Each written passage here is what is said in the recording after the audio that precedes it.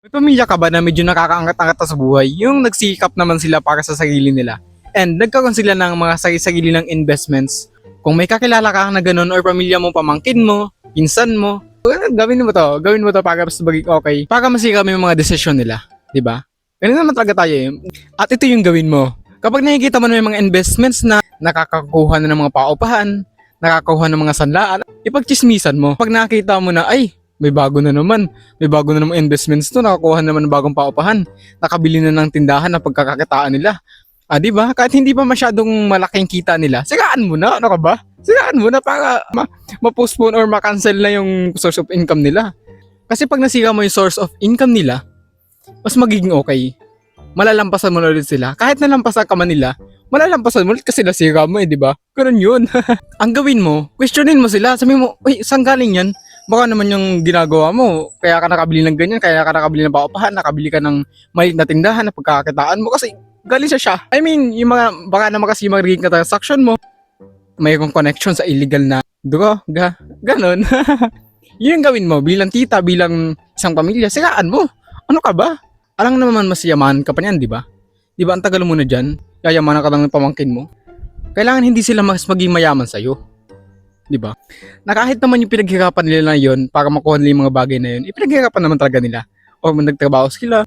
Habang ikaw, hinihintay mo na yung asawa mo na magkaroon ng pera upang gastahin sa iba't ibang bagay. At ito pa, ang gawin mo, utangan mo. Kahit hindi ka pa sure sa source of income nila, hindi pa masyadong malaki yung kita nila, utangan mo na. Kasi hindi ka naman matatanggihan yan eh.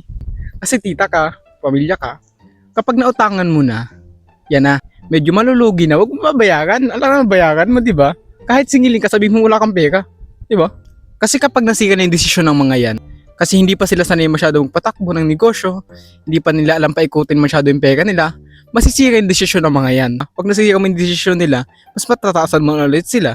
Kumbaga, uy, di ba, baba nyo na ulit. Ako na ulit okay na, mapakaangas, ako na ulit tong hari, di ba? Kasi ganoon naman talaga dapat, sisirain natin sila. Sisirain natin yung desisyon nila kasi hindi pa sila masyadong marunong or hindi pa sila sanay magpaikot ng pera sa negosyo. So, gawin mo, utangan mo at i-chismis mo. Pinakamalaga yung chismis. Kailangan i-chismis mo sila na, uy, yung pera ba ganyan doon galing? Yung pera ba ganyan ay galing siya bubo ka? Yung mga ganun bagay na makaaksira sa pamilya, pinakamaganda mong gawin, di ba? Ang pinakamagandang gawin pa dito is kaingitan mo. Kaingitan mo. Yun, may inggit ka lang. May inggit ka sa meron kung ano meron sila. Napakabilis mainggit di ba? Kasi kung meron silang tindahan, meron silang medyo malaki na yung source of income nila, di ba? Medyo umuulad na yung business nila. Ang pinakamaganda pa dito, kapag nagawa mong lahat ng sinabi ko, babagsak sila. Pag bumagsak sila, tuwan-tuwa ka, parang nakakarinig na nag-aawit ang anghel, di ba? Sa langit. Kasi ganyan talaga. Kailangan siraan natin yung pamilya natin. Ganyan, maganda yun. Lalo yung mga relatives natin, mga pinsan natin, pamangkin.